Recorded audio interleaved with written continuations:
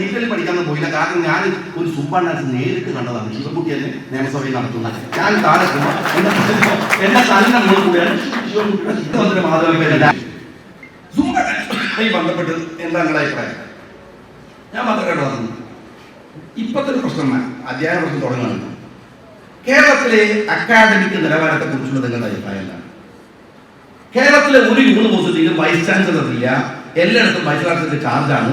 എല്ലാ യൂണിവേഴ്സിറ്റികളുടെയും കോഴ്സുകൾ 100 കണക്കിന് കോഴ്സുകൾ നിർത്തിയിരിക്കുന്നു. ആ കോഴ്സുകൾ പോലും ചേരാൻ കുട്ടികൾ തയ്യാറല്ല. കേരളത്തിലെ സിലബസ് പരിഷ്കരണം എന്നുവെച്ചാൽ നമ്മളുടെ കുട്ടികൾ +2 കമ്പ്യൂട്ടർ സയൻസിന്റെ സിലബസിൽ എന്താ പറയുന്നത്? 2020 4G വരുന്നതാണ്. 2020 നമ്മളിപ്പോ 2026 ലാസ്റ്റില് സാറ്റലൈറ്റ് ഇന്റർനെറ്റ് തുടങ്ങി കാര്യങ്ങൾ. അപ്പൊ പറയാണ് ആ സിലബസ് പരിഷ്കരിച്ചിട്ടില്ല. 10ാം ക്ലാസ് കഴിഞ്ഞ കുട്ടിക്ക് ചേരാൻ +2 കോഴ്സ് ഓന് പറ്റിയ കോഴ്സ് കിട്ടുന്നില്ല. ഓന് ചേരാൻ സ്കൂളില്ല. +2 കഴിഞ്ഞ കുട്ടികളോ ഇവിടുത്തെ യൂണിവേഴ്സിറ്റിയിൽ മുഴുവൻ ഡിഗ്രി ഉണ്ട്. പക്ഷെ ഒറ്റ കുട്ടി ചേരാൻ ചെയ്യാറില്ല. എങ്ങനെയെങ്കിലും അതിർത്തി കടന്ന് കർണാടകയിലേക്ക് പോയിട്ട് അവൻ +2 ശേഷം ചേരാണ്, നാട് വിടുകയാണ്.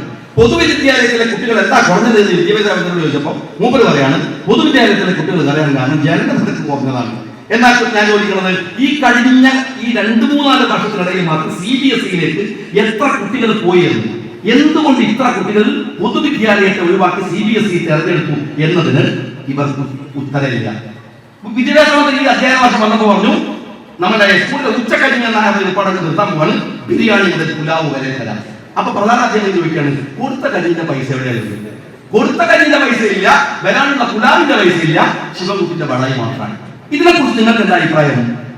ഒരു വർത്തമാനം ഡിസ്കഷൻ ഇല്ല, ഒരു ചാനൽ ചർച്ച ഇല്ല, ഒരു ഏർപ്പാടുമില്ല.